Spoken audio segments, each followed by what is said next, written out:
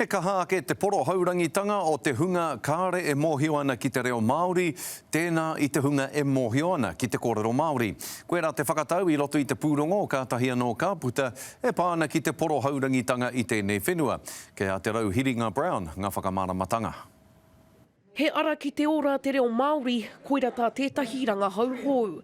Māori hazardous drinking is more likely to increase as deprivation increased, but that wasn't the case for Māori that spoke te reo. Nā te hiringa hauora te rangahau i whakaputa, hei tā rātau e hāngai ana tēnei rangahau ki ngā hapori rawa kore. We pooled about 4 years of that health survey data so we could get enough Māori to make the analysis meaningful. So it was around about 7,500 to 8,000 Māori that were in that survey. Hei tā tēnei rato ngā hauora Māori kua mōhio kē rātau ki e nei tatauranga, he oi ko te huapea ko te aro ki te reo hei rongo wā e whai wāhi nui ai ki ngā rautaki hauora o te motu. Me whakapono te ao hauora tūmata nui ki a mātou o mātauranga ki te reo Māori, me whakapono tātou he oranga kei roto.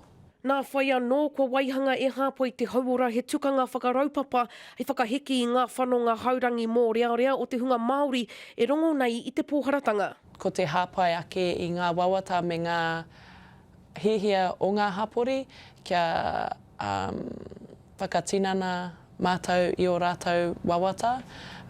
Mena ko te whakakoringia i ngā toa hoko inu waipiro, koira tā mātou he tautoko ake i a rātou. E tautoko ana te tumu o te taura whiri i te reo Māori i ngā rarauhanga hou.